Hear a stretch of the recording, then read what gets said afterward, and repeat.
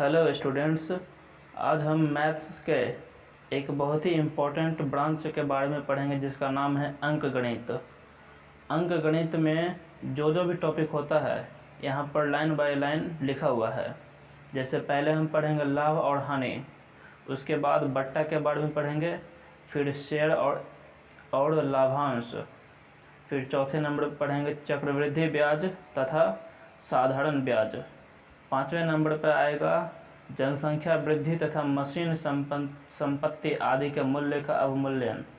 6 number पर आएगा समय और काम, और 7 नंबर पर आएगा समय और दूरी। 8 नंबर पर सीधा और प्रतिलोम समानुपात। ये सब क्या है क्या नहीं है, इन सब के बारे में हम अलग अलग वीडियो में पढ़ेंगे बहुत ही अच्छी तरीके से। तो सबसे पहला नंबर हमारा आता है लाभ और हानि। ये तो 7th क्लास में भी पढ़े होंगे आप लोग, लेकिन इसे और अच्छे से पढ़ेंगे। तो लाभ और हानि, लाभ और हानि में सबसे ज़्यादा जो इम्पोर्टेंट होता है ये होता है इन सभी का डिफिनेशन कि क्रय मूल्य किसे कहते हैं, विक्रय मूल्य किसे कहते हैं। नहीं तो लोगों को बहुत ज़्यादा कन्फ्यूज़न होता है इन सब में। जैसे क्रय मूल्य क्या होता है किसी को पता ही नहीं होता है, क्रय मूल्य क्या होता है शुरुआती में उन्हें पता नहीं होता है। तो इन सभी का डिफिनेशन क्लियर होना बहुत ही ज़्यादा ज़रूरी है। तो इन सब को पढ़ लेते हैं एक बार। क्या लिखा हुआ है, हेडिंग डाला हुआ है लाभ एवं हानि।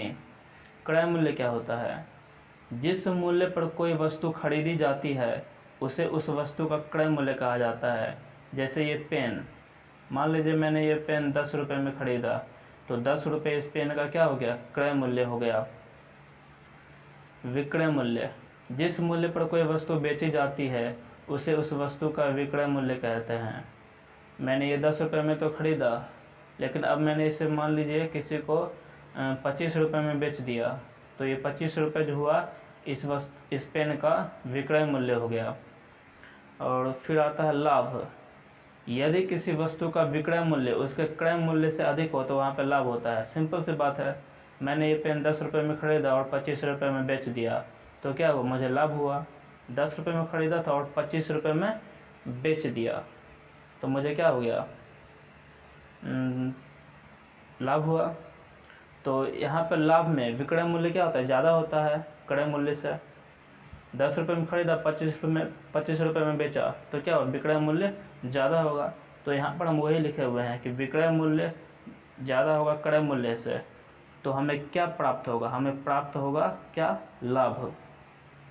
तो लाभ का फार्मूला हम कैसे बना सकते हैं, विक्रय मूल्य में से क्रय मूल्य घटा देंगे, विक्रय मूल्य में से क्रय मूल्य घटा देंगे तो हमें लाभ मिल जाएगा।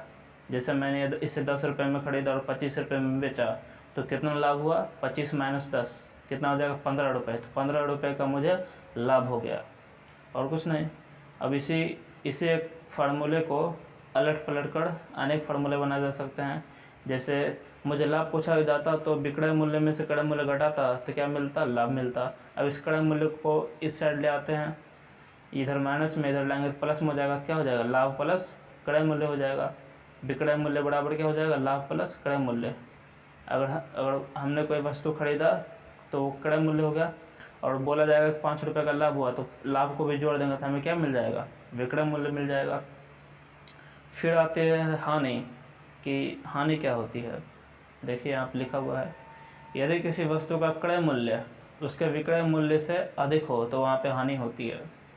जैसे मैंने ये पेन ख़रीदा तो था 10 रुपये में, अब इसे मैंने 5 रुपये में ही बेच दिया, तो क्या हो गई, मुझे 5 रुपये की हानि हो गई। क्रय मूल्य कितना था, 10 रुपये, विक्रय मूल्य कितना हो गया, 5 रुपये। तो क्रय मूल्य ज़्यादा रहेगा विक्रय मूल्य से, तो क्या मिलेगा, हानि मिलेगा। तो हानि बराबर क्या हो जाएगा, क्रय मूल्य माइनस विक्रय मूल्य।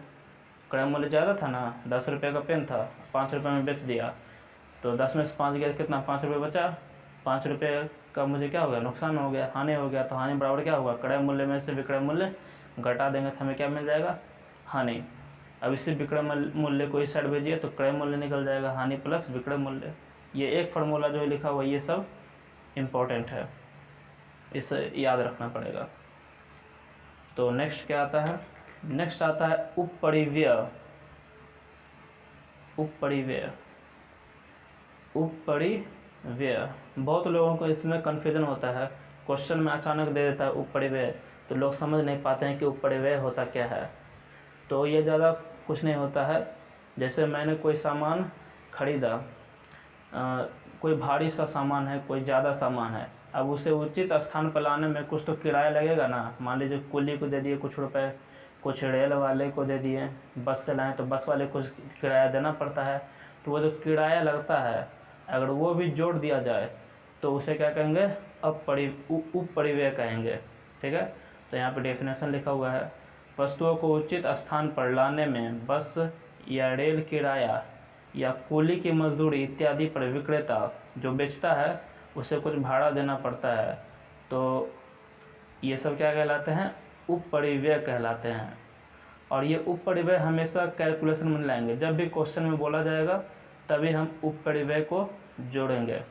जब भी उपरिव्यय के बारे में कहा जाएगा क्वेश्चन दिया रहेगा, जब तक क्वेश्चन में दिया ना जाए या फिर कहा ना जाए तब तक इसका उपयोग नहीं करना है।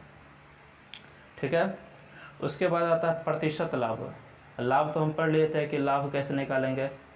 ठीक है, विक्रय मूल्य में से क्रय मूल्य घटा देंगे तो हमें क्या मिलेगा, लाभ मिल जाएगा। तो कभी कभी पूछता है कि लाभ बताइए लेकिन प्रतिशत में, कि आपको कितना प्रतिशत का लाभ हुआ। तब हम क्या करेंगे, जितना, जैसे मान लीजिए कोई मैथ्स का टेस्ट दिया तो टोटल नंबर कितना होता है, 100 होता है, और 100 में से किसी को 90 मिलते हैं, किसी को 91 मिलते हैं।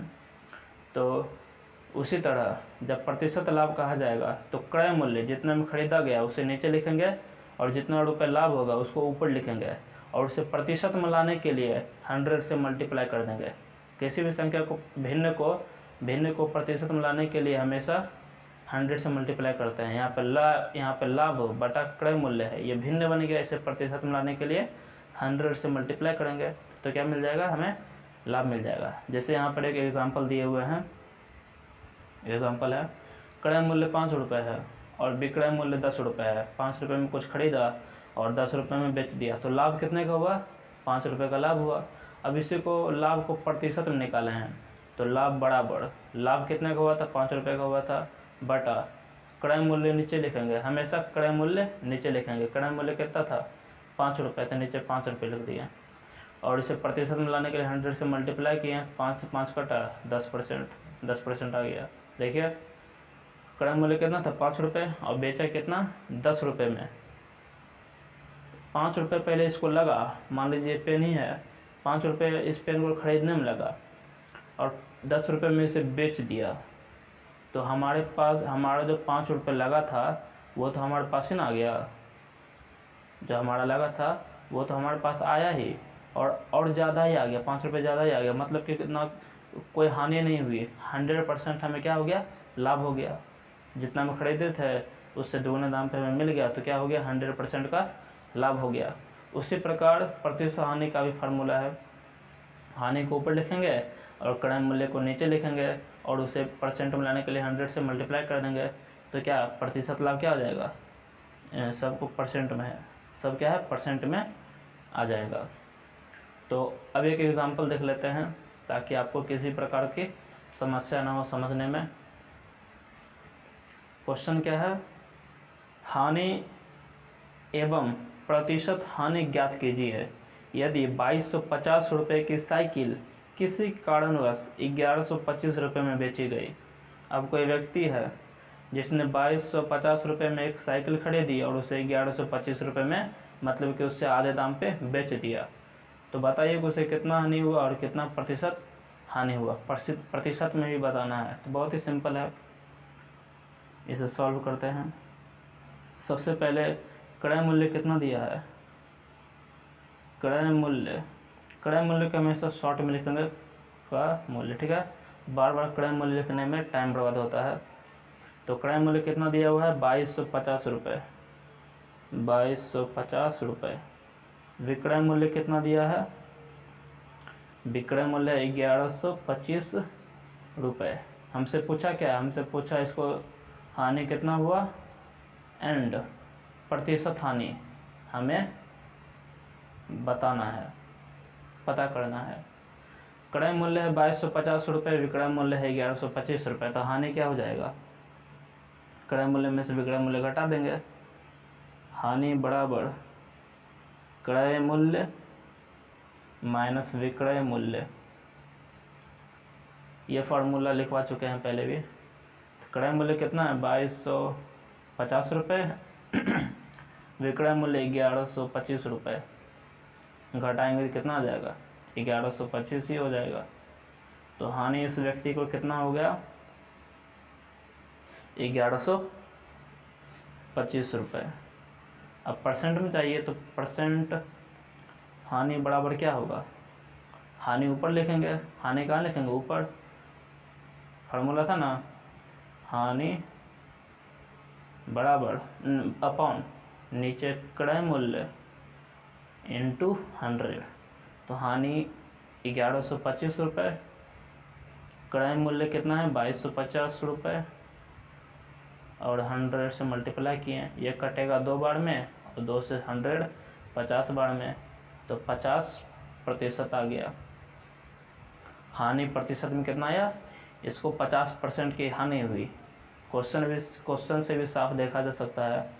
2250 रुपये में खरीदा और 1125 रुपये में बेच दिया, आधे दाम पे बेच दिया उसको। उसने जितना में ख़रीदा था 2250 रुपये में, उतने में नहीं बेचा, तो उससे क्या हो गया, हानि हो गया। अगर वो 2250 रुपये में बेचता तो ना ही उसे हानि होती और ना ही उसे लाभ होता, लेकिन उसने आधे दाम पे बेच दिया, इसलिए उसे 50% की हानि हो गई। तो मिलते हैं नेक्स्ट वीडियो में, तब तक के लिए बाय बाय।